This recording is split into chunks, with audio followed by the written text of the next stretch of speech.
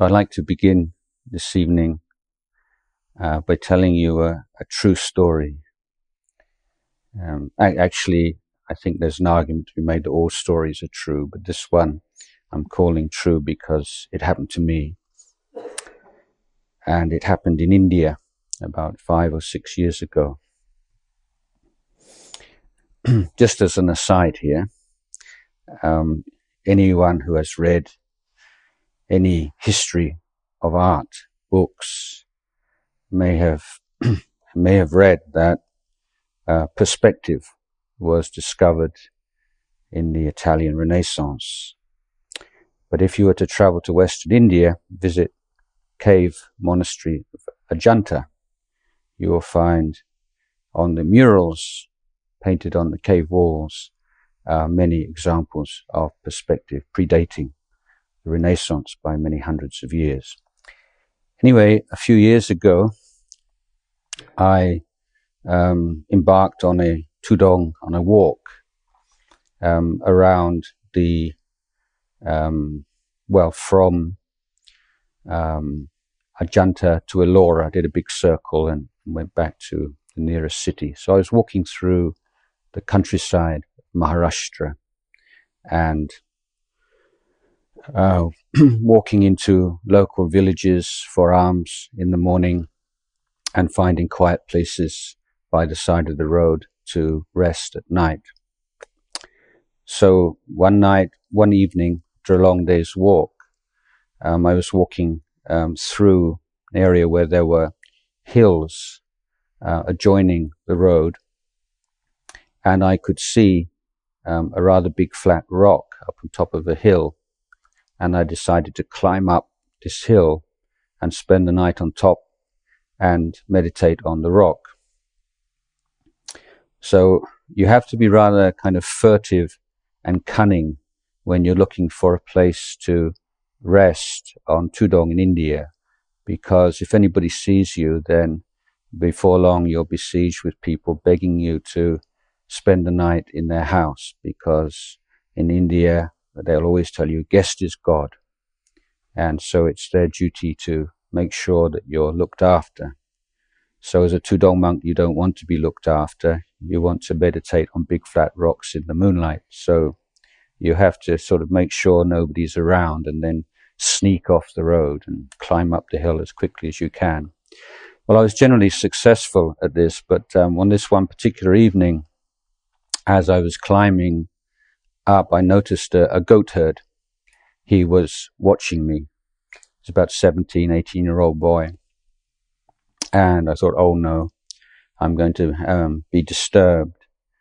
But as it happened, that didn't ensue, and I climbed up onto the hilltop, sat, meditated on this big rock. And it must have been around 8 o'clock in the evening, I guess, that I heard this sort of scrabbling sound on the hillside, because this hillside was covered with loose rocks. And somebody was obviously climbing up.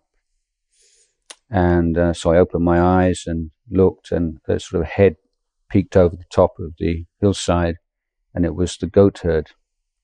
And he walked towards me in the dark, and in his hand he had a big bunch of bananas. And so he stopped in front of me, bowed 3 times very beautifully, and offered me this big bunch of bananas. So this was a bit difficult for me because, as you know, monks don't eat bananas in the evening, don't eat anything in the evening. And I couldn't speak his language, and he couldn't speak my language. So it did take some time to make him understand. And then he had a really good idea. He put the bananas down by the side and indicated that I could eat them tomorrow morning. So now I had to explain somehow that not only could I not eat the bananas this evening, but I couldn't store them overnight and eat them the following morning. Finally, he understood, and looking rather disappointed and crestfallen, he disappeared back into the darkness. And I considered that he'd probably been out on the hillside looking after his goats since early morning.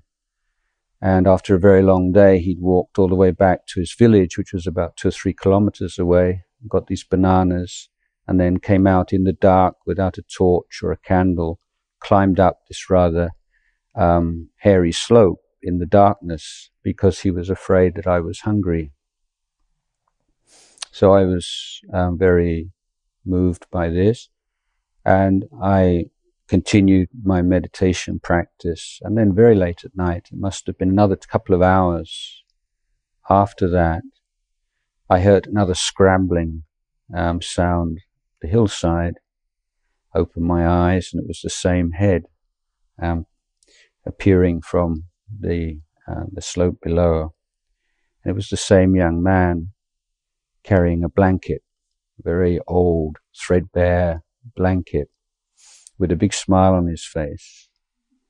And I realized that he must have gone all the way home and got a blanket from his house, probably the only one he had. And he'd walked all the way back again, so late at night, in the darkness, stumbling around, climbed up this hill, offered me this blanket because he was afraid that I was cold.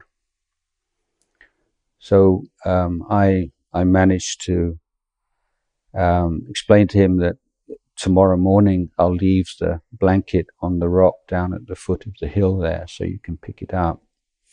And he left looking very happy.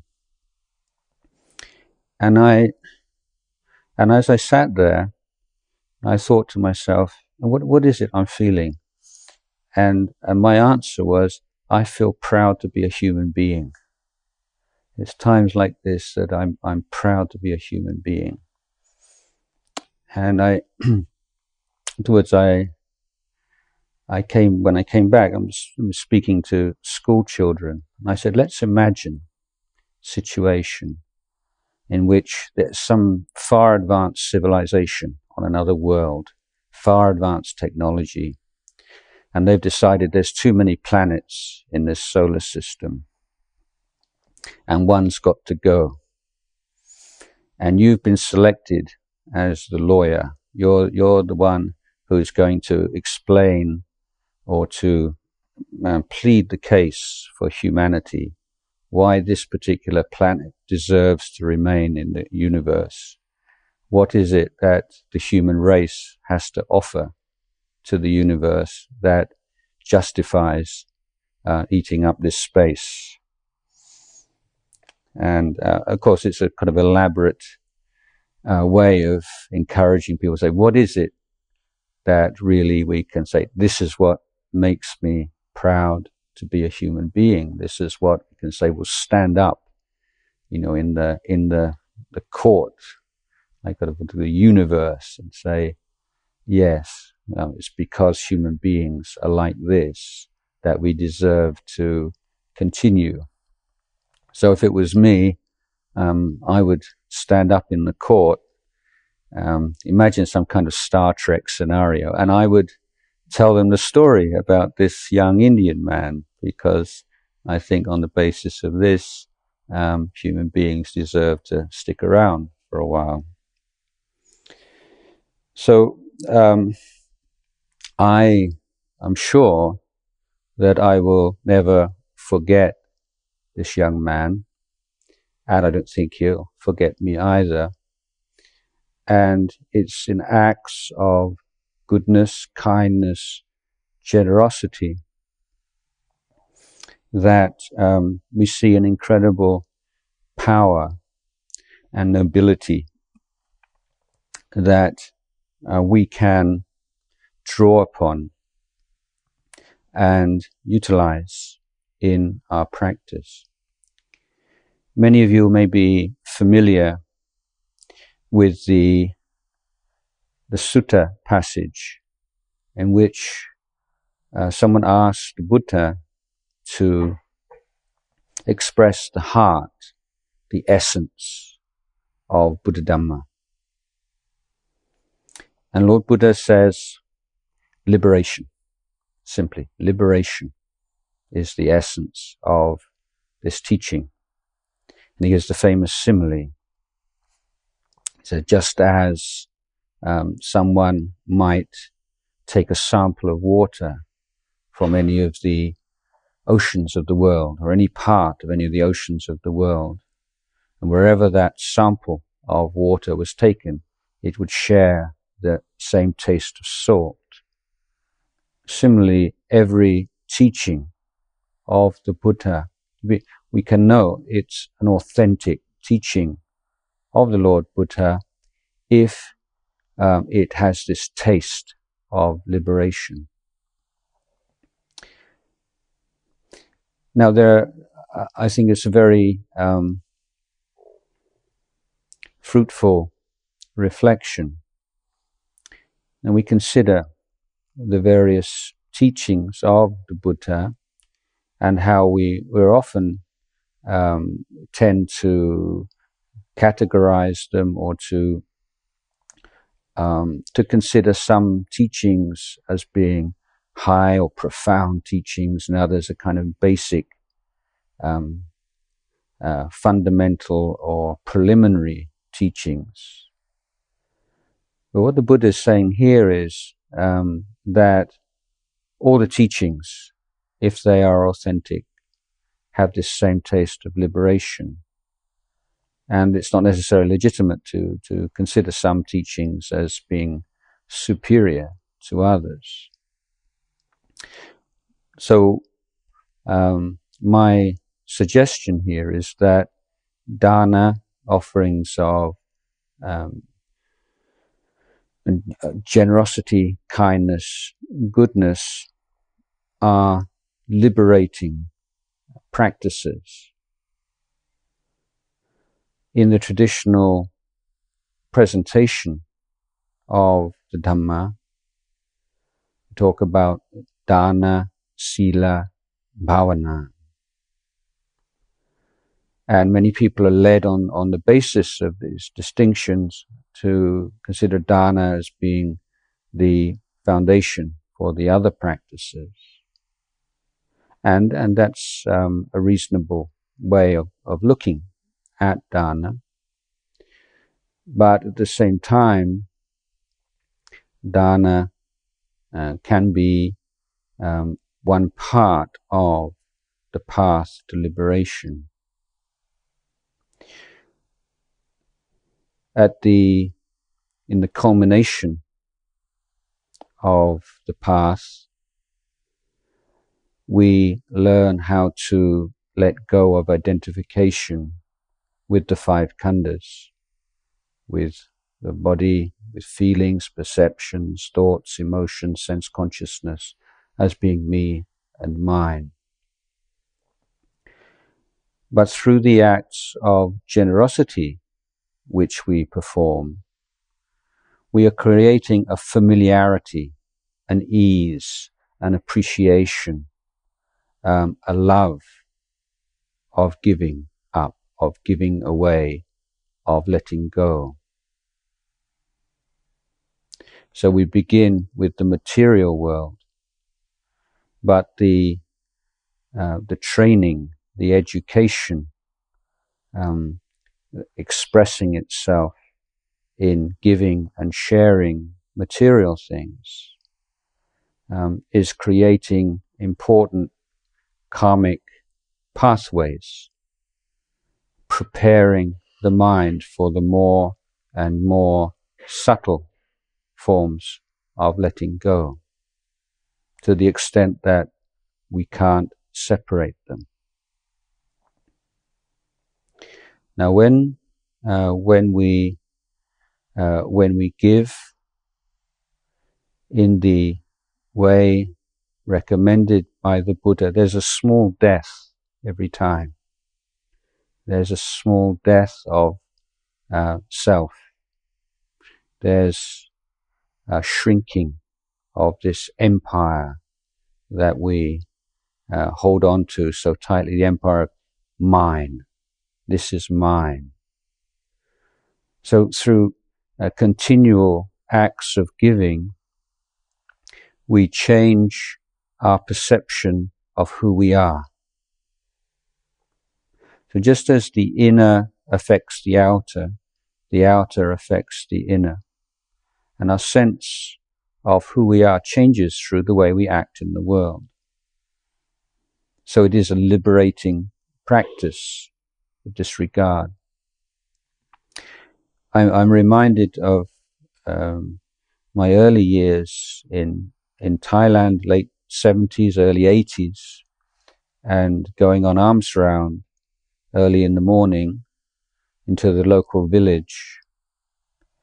And all the villagers in local communities would know exactly at what time the monks would be walking past their houses. So first thing, they would make some sticky rice and then stand outside the house and wait for the monks to come. So it'll be a time to say hello to neighbors, and often they bring out their children or even their grandchildren to teach them how to make offerings to monks. So, and it's not so different today, but one difference is that in the early 80s, the people were very poor, and that most householders could only afford plain rice. So people would come with a plate, often with a lump of sticky rice, and they just sort of check how many monks were coming today, and then they divide the sticky rice into 4 lumps or 5 lumps. They put a lump in each monk's bowl. So if you in those days we had these really big bowls as well. And if you had, say, 50 or 100 people, just a little lump of sticky rice, you got a pretty heavy bowl on the way back to the monastery.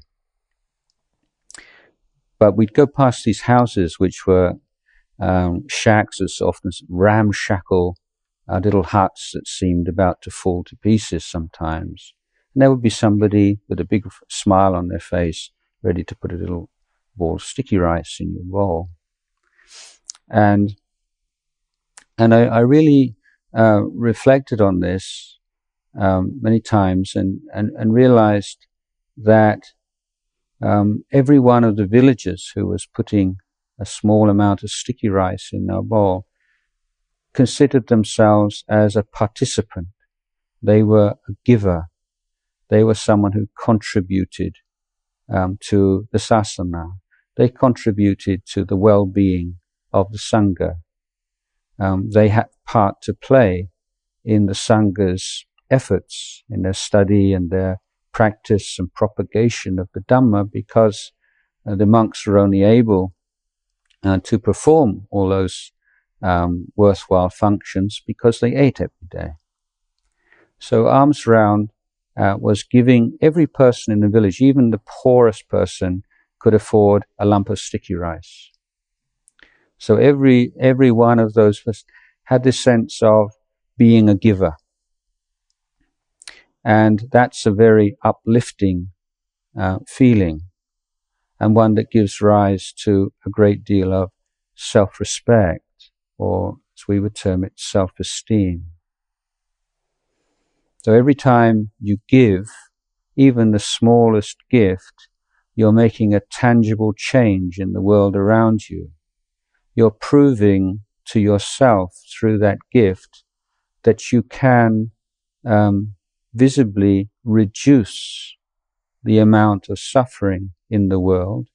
You can visibly increase the amount of happiness in the world. Even if it's by the tiniest amount, it's still significant, and it's still a proof that you can contribute to this world that you find yourself in. So that's a liberation. It's a liberation from attachment to idea, this is me, this is my possession. It is a liberation from a sense of worthlessness, that nothing to contribute. It is a realization of self-respect and a joy in being able to participate even in the in the slightest way, perhaps, in something that you uphold as being the most sublime or the most wonderful thing in your life, which is a Buddha Sasana.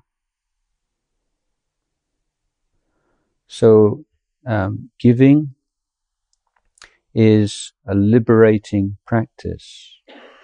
So it can't be measured by what you give or the monetary value of what you give, but in the purity of heart and the joy that can be derived from giving without desire for reward. So in the sutta, the Buddha states very clearly that giving without desire for reward reaps more merit than giving with desire for reward. But this is not a Buddhist philosophy. It's an observation that the Buddha is sharing with us. And it's one that we can all put to the test very easily, because we have all, haven't we, given both with the intention or the hope and desire for reward, and also we have given on certain occasions without any desire for reward at all. Now, if we recollect any act of giving in the past in which we expected a reward, when we recollect it, we feel indifferent. At least I do. It's the same kind of feeling that arises from memory of any other kind of mundane transaction, because giving with the hope of reward is, in effect, a transaction. But when I recall acts of kindness and generosity which I performed in the past without any wish for any kind of recognition or reward, whether material or emotional or spiritual, then I feel exhilarated, I feel happy, my mind feels bright, joyous. And I'm suggesting, I believe that this is the same for everyone, that you would have this same experience. Now, in the 40 kammatthānas, the 40 subjects for meditation, which we can find in the Visuddhimagga, there are some which are often neglected by Buddhist practitioners, and one of them is Jakanusati, which is anusati is recollection, and jaka is acts of giving, kindness, generosity, and so on.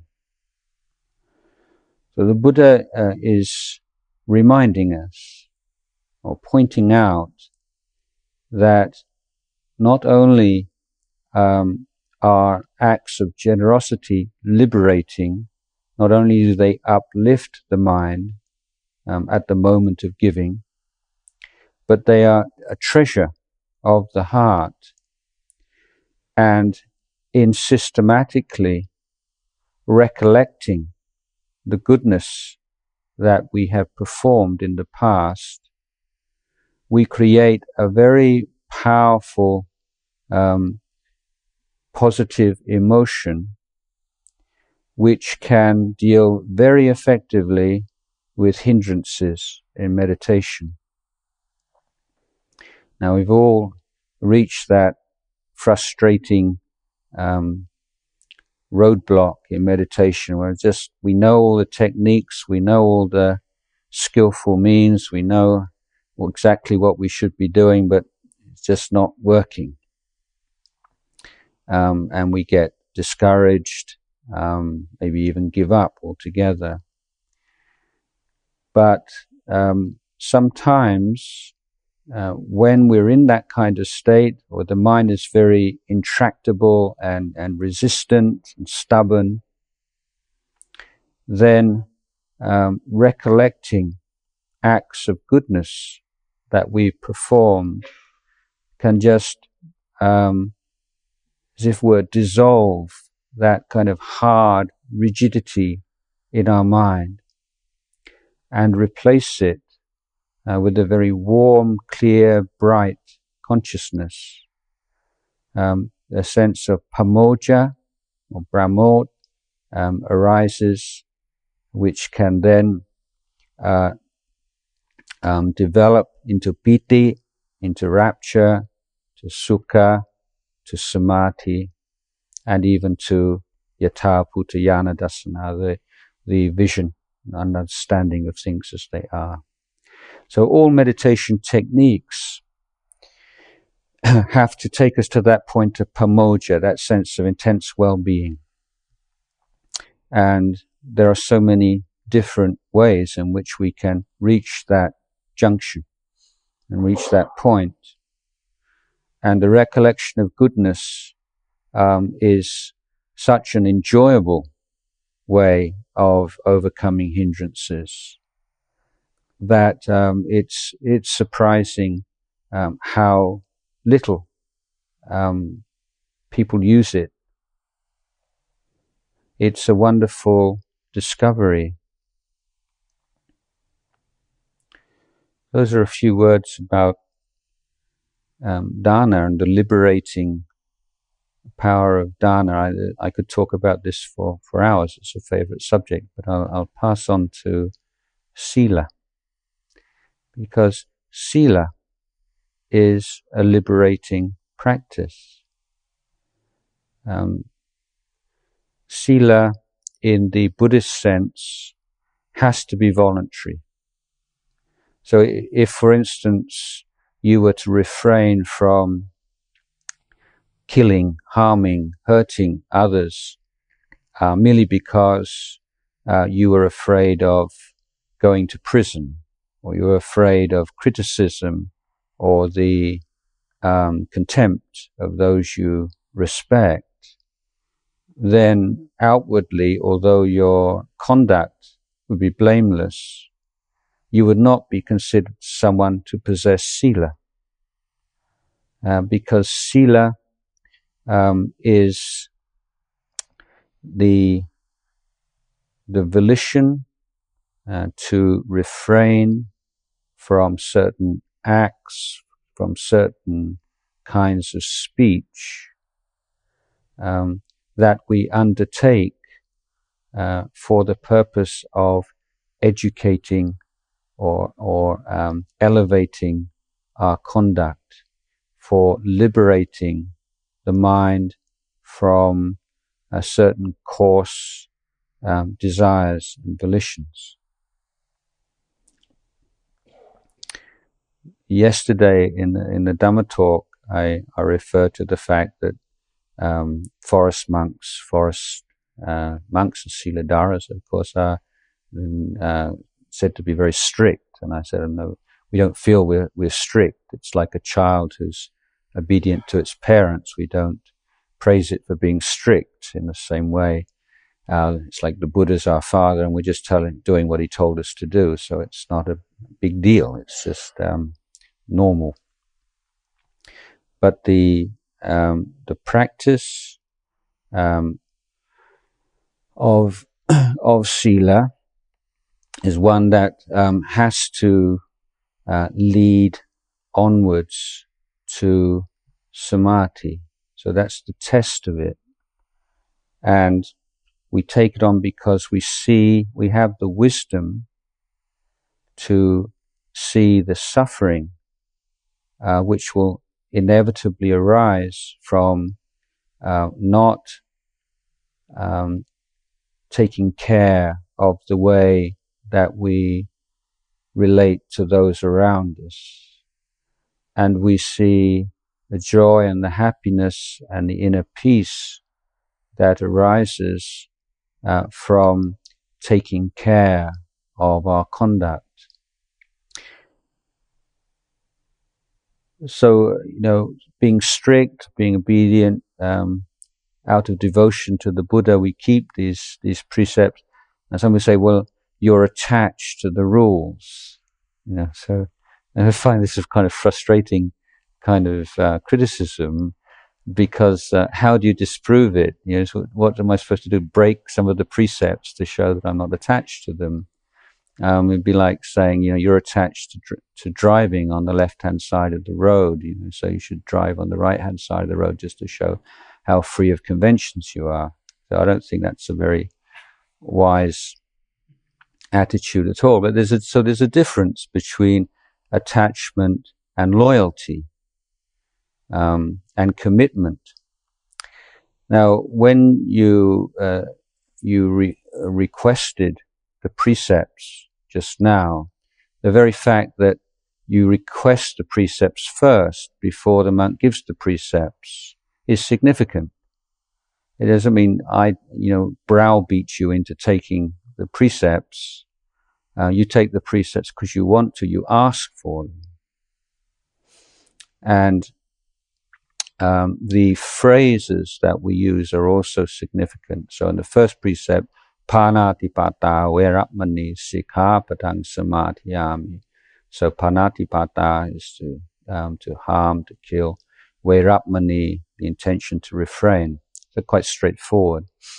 But the third word, Sikkhapadang. So Sikkha is the same word as Sikkha, the training or education. And Samadhiyami is a very interesting word. Many of you may be familiar with the word upadana, which means clinging, attachment. And it's from the same root as the word samadhana. And samadhana means holding on to something with wisdom. So if you hold on to something with ignorance, it's called upadana. And if you hold on to something with wisdom and intelligence, it's samadhana. So the word in the precept, samadhiyami.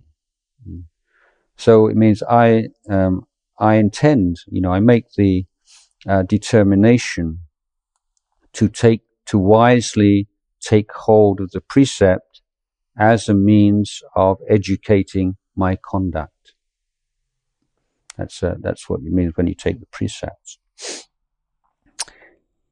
So the idea of taking something wisely, you're going through a tunnel or somewhere dark and dangerous, and you take hold of a torch. It's one of Ajahn Chah's similes. Take hold of a torch, put on the torch, you hold on to the torch until you emerge from the tunnel. You don't let go of the torch while you're walking through the darkness. Torch has a function to perform. You know what that function is. You know what a torch is, you know why you're using the torch, and you use it appropriately. This is samadhana or samadhiyami. Now, the word mindfulness is now sort of entering the mainstream, but it's kind of been hijacked a little bit by various well-meaning groups. Interesting question. In the suttas, the Buddha gives a list of bhikkhus, bhikkhunis, upasikas, upasikas who are foremost in various spheres of practice. Venerable Sariputta, foremost in wisdom. Venerable Mahamoggallana, foremost in psychic powers. Fair enough. But Venerable Ananda, foremost in sati, which we usually translate as mindfulness. This is puzzling, isn't it? If Venerable Ananda was a sotapanna, stream enterer, so how could he be foremost in sati when there are all these arahants? How could he have better mindfulness than the arahants? Well, the answer, of course, is that the way the word sati was used by the Buddha is not exactly the same way as it's used by John Kabat-Zinn and people like that. There's certain overlap, but the word mindfulness in this particular case could very well be translated as memory. Venerable Ananda is foremost in sati because he's the one who has this brilliant memory and can remember all the discourses word by word. So Sati is recollection, the ability to bring to mind. But we can make a distinction between based upon the object of sati. So if the object of sati is in the past, then we might translate it as recall or recollection. But if the object of sati is in the present moment, for instance, the sensation of the breath at the tip of the nose, then its function is to hold, not to forget. And this is, in fact, one of the most typical explanations of sati. It means not in meditation, it means not to forget what you're doing. In general, we can say not to forget what needs to be remembered. So in any situation you're in, remembering all you need to remember in order to function most effectively in that situation means you're mindful. But mindfulness is not this kind of amorphous, floating quality of awareness or whatever. It's important to understand that mindfulness always needs an object. So the question that we need to be asking ourselves in any situation is, what should be the object of mindfulness? And we usually say, how can I be mindful? So slight rephrasing, what should be the object of mindfulness in this particular situation with these particular challenges? Now, my suggestion is that in daily life, particularly for householders or for lay Buddhists, the primary objects of mindfulness or sati are the precepts. So taking precepts on voluntarily as a means to educate our conduct means that we hold them in mind. We hold them in mind. We don't forget them. They're right there in the forefront of consciousness. And they provide a guarantee of safety. What I mean by that is that we're all going to get caught up, be deluded by defilements, by greed, hatred, and delusion. We're all going to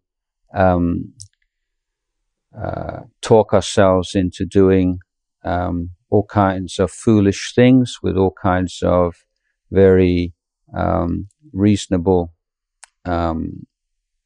explanations for why it's a good thing to do. There's not a single defilement that cannot be presented in a very inspiring way. So because we do have this tendency and this habit to lie to ourselves and to, as in the Thai idiom, is take our own side,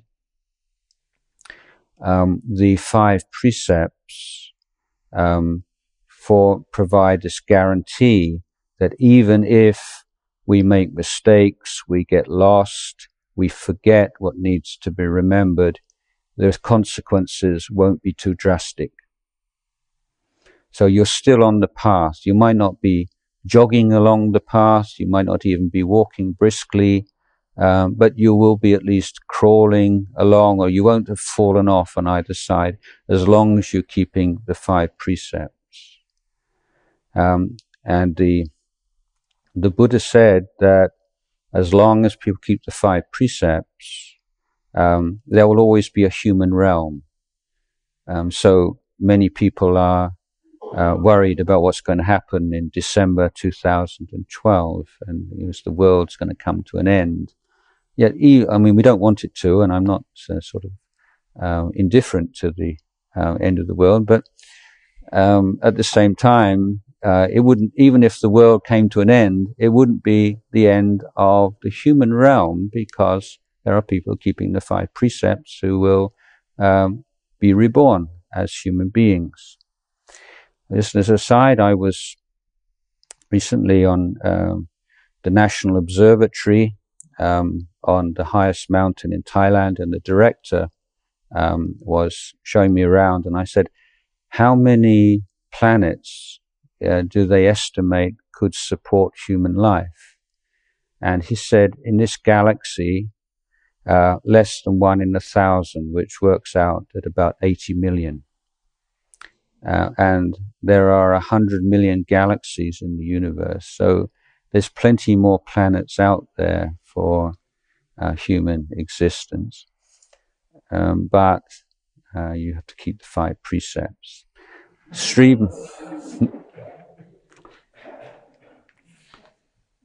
I'm constantly finding new reasons, for people to keep precepts.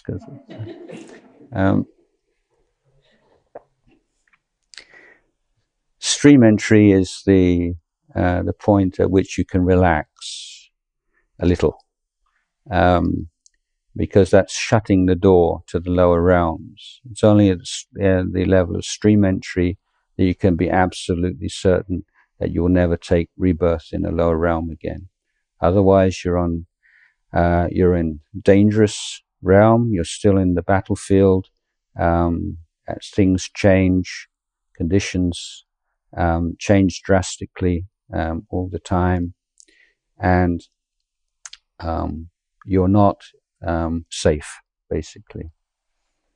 But the nearest thing that you can get to safety in the meantime, before reaching stream entry, which is the legitimate goal for practice for lay Buddhists, is the 5 precepts. Now, these 5 precepts are only the kind of the bare bones of Sila. They're not the whole thing, but they're the most fundamental. Now, an example that I often like to give is, let's say you're being bitten by a mosquito. Oh, I'd like to tell you another thing.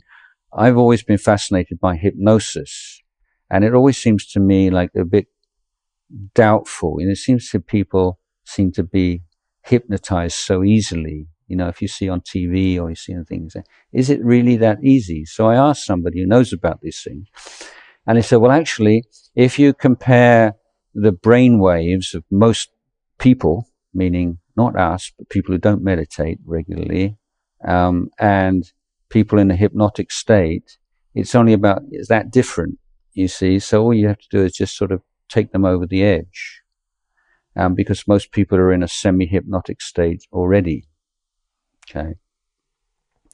So the way that we live our life is with so much coming in, so much information. Most people are on automatic pilot most of the time, or living their life rather like puppets or marionettes. Somebody says something nice and you're happy, and somebody says something bad and you go down. So sort of like puppet existence, automatic pilot existence. So in that kind of mental state, a mosquito bites and the automatic response is to slap the mosquito. But you see, you've taken a precept. It's in the forefront of your mind. You're very sincere about this. The mosquito bites and you're just about to swat the mosquito, and what am I doing? You stop. Now, this is such a wonderful and interesting moment to examine, because what's happened is you've woken up. You've woken up from this semi-hypnotic sleep state of trying to maximize the pleasant and minimize the unpleasant wherever you can, as your sort of basic mode of living. You wake up. You stop and you say, what am I doing? Is this right? Is this wrong? Is this appropriate, inappropriate? Is this in line with my goals and my aspirations in life, or is it in conflict with them? So all these moral, ethical questions, considerations appear because we've stopped. We've stopped and given ourselves the opportunity to examine, what am I doing right now? And we stopped because we recollected the precept. we were mindful of the precept, and we were able to decide, well, no, I really don't want to kill that mosquito. Just blow it away. Or if you're really, again, you just watch it bite you and you say, yes, enjoy, or something like that. But that's probably a bit hardcore, but you can just blow it away. But, other than that, what happens is, you have this general kind of, I have metta for all loving beings, but you're not fulfilling the Sila side of the practice. So, the mosquito bites you, and say, oh, may you have a happy rebirth. So it's like metta without wisdom. So, Sila, keeping precepts, is a mindfulness practice. It's not a preparation for mindfulness. It's a liberating practice. It provides a sense of self-respect. When you consciously establish boundaries for your conduct without external pressure, because you want to educate, elevate your conduct, and then you are able to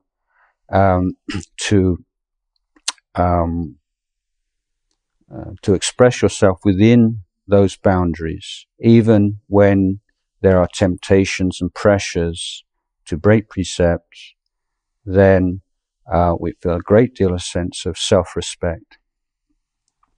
And the meditation topic that follows on from Jaganasati, or maybe precedes it, I can't remember, is Silanasati.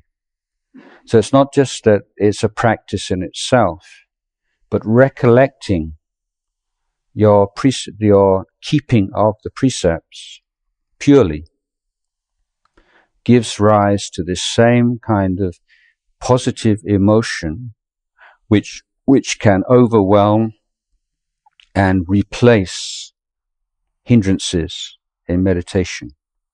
The recollection of your Sila is a means of leading the mind out of negative emotions, hindrances, and taking it to pamoja, and then on to piti, sukha, samadhi, and so on.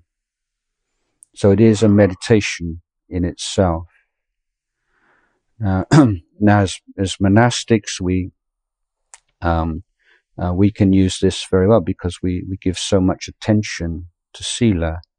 I've been living in Thailand for 34 years now, and in forests sometimes with malarial mosquitoes and scorpions and centipedes and all kinds of creepy crawlies and wild animals. And I'm not special kind of bhikkhu here, but 34 years I've never consciously killed a single creature, not deliberately. And if I recollect that, just remembering that, it just makes me feel so wonderful. So, when we look at Sila, you don't do this and you don't do that, and it's like you're restricting yourself and you're repressing, but there's a wonderful creativity in Sila, and the recollection of Sila and the nobility and beauty of conduct, and the fact that your external expression in the world is in harmony with your spiritual ideals, rather than you're strengthening with your conduct and your speech the very mental states that you're seeking to transcend in meditation, which is often the case with many meditators, because they don't see the relationship between the outer and the inner clearly. So if you really want to know, Buddha said, what's a wise person? How do you know a sage? How could you tell? And Buddha didn't say because he looks really kind of radiant, or she looks really kind of radiant and peaceful and all these kinds of things. But the Buddha said that someone who doesn't harm himself or others is a sage. So it's not a kind of knowing a lot, Or he's not stressing wisdom, he's stressing conduct. If you want to know who's really intelligent, you don't look at their academic qualifications. The famous saying of Ajahn Jayasaro, people got bachelor's degrees and they get very puffed up about it, but they forget that their defilements have got bachelor's degree as well. They've got a master's degree and their defilements have got masters. They're a doctor and their defilements are doctors as well. Got PhDs as well. But you can tell, a very simple way to tell how smart someone is whether or not they keep the 5 precepts. Because failure to keep the 5 precepts is a failure of intelligence. Because I think we'll all agree that we are all interested in promoting our own long-term welfare. But breaking the precepts is detrimental to our long-term welfare and prevents us from progressing in the Dhamma. So breaking a precept is acting against our own most cherished goals and objectives in life. And so I conclude that someone who breaks the precepts is lacking intelligence, even if they've got a PhD. And you can say that person's not smart because they're not acting in ways consistent with their best interests. So in Thai I say, so if you don't keep the precepts, your panya on. You see, it's a sign of panya on. So the precepts and you don't have to. It's not just a matter of precepts. You can create your own practices. You notice a particular weakness and difficulty that you have. Create a practice for yourself. And we live in a very complex world right now. Information overload, and there's a great need for a filtering of information and for time management skills. I think that most of us will shrink away from that which is quite obviously harmful and evil, but the great trap into which almost everyone is falling these days is the trap of the trivial. We lead such trivial lives. Social media is just expanding on the amount of trivia in people's lives. There's hardly any distinction between news and entertainment these days, is there? News is often trivia. We call it news, but basically it's pointless trivia. So the response to this or reaction to this is also, well, it doesn't hurt anybody. It's harmless. It feels good. Why not? But this is I think this is a wrong way of looking at it, because our lives are only so long. We don't have very much time at all. And if we spend a lot of time on what is ultimately trivial, it means we don't have time left for what is profound. So it's not that these things are bad in themselves. We're not taking this sort of Puritan or punitive kind of attitude. You should stop, it's bad. No, but we have to find what's podi, what's the right amount, not too much, not too little, not too tight, not too loose. What's the right amount? And then how do we decide what's the right amount? Well, you can only decide on what's the right amount when you have an ultimate goal or destination. My favorite example, tomorrow I'm going to Newcastle. So I will say, I'm going to Newcastle tomorrow. If I go through Leeds, is that right? Is that the right way to go to Newcastle? And I hope everybody would say, yes, that's the right way to go to Newcastle. So if I was to say, change my mind, I just want to go for a drive, see England, just want to see the countryside, would it be correct to go to Leeds? You can't answer the question, but it's now meaningless. You say, yes, you can go to Leeds if you want. You can go to London. Because you're just going for a drive. You can go whatever direction you want. There's no right or wrong, correct or incorrect, because you don't have a destination. The question is meaningful if you have a destination.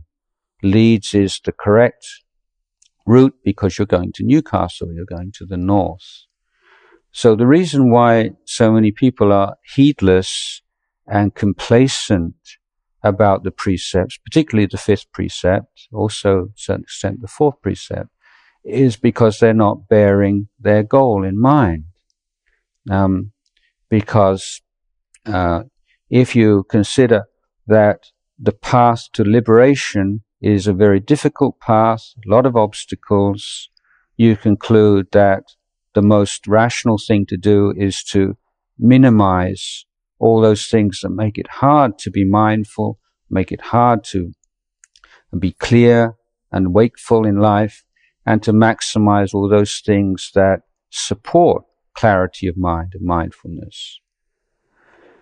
So you have this goal of inner freedom, inner liberation, freedom from suffering and its causes, the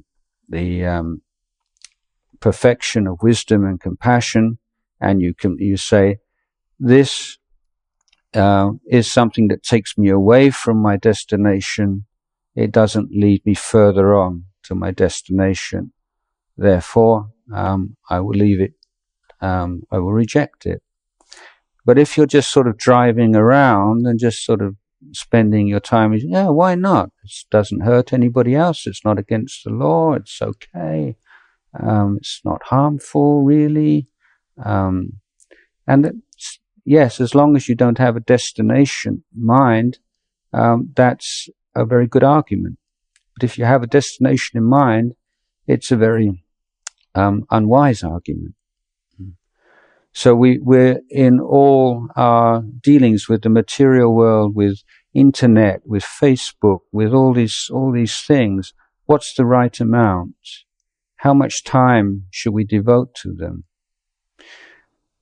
In practice, one of the obstacles that I think most people would recognize is this inner commentary in the mind, going on and on, this commenting, judging, observing, talking in the mind, and creates kind of a membrane between ourselves and our experience. And although I've never really been involved in this very much, it seemed to me that some of these social media, like Facebook, increase that tendency to be commenting on experience all the time, always preparing to express it to somebody else, even the extent of, today I'm going to clean the fridge or something like this. You have to type that out. I mean, how bizarre is that? Sometimes I have a look at Facebook pages of family members, and just to see what people do on it. I just think, if you were a Dewa, and you're living for about millions of years, you've got enough time to type onto your computer, I'm about to clean out the fridge. But we're not Devas, we have a very short lifespan. And, I value your time more. So, everyone's, coming from different place and things. But what I really suggest is have this sense of what's the right amount, what's podi, and say that question you can only answer when you have a sense of, where you're really going in your life and what are the qualities which you're seeking to develop. and observing and understanding all those factors that support the path, all those factors that pull us off of the path, and try to act accordingly. So Pavana is cultivation, and the traditional presentation of Dana, Sila, Pavana. I'm suggesting that Dana is a kind of Pavana, Sila is a kind of Pavana, because they all involve the abandonment of the unwholesome, the development of the wholesome, purification of the mind, liberating practices. All 84,000 Dhammas that the Buddha taught are liberating practices. And so liberation is the essence, the heart of the teaching, and it's a way that we orient ourselves with all our different activities, all our different practices, inner and outer. Constantly bring to mind, is this a liberating practice? Is this liberating us from attachment to the idea of me and mine? So thank you for your patience. I've spoken, I think, beyond the usual time limit. So as I only come every 2 years, I think you'll forgive me, and thank you for your patience. And Dhammayam Dhammakata Sadhukara Dhammashe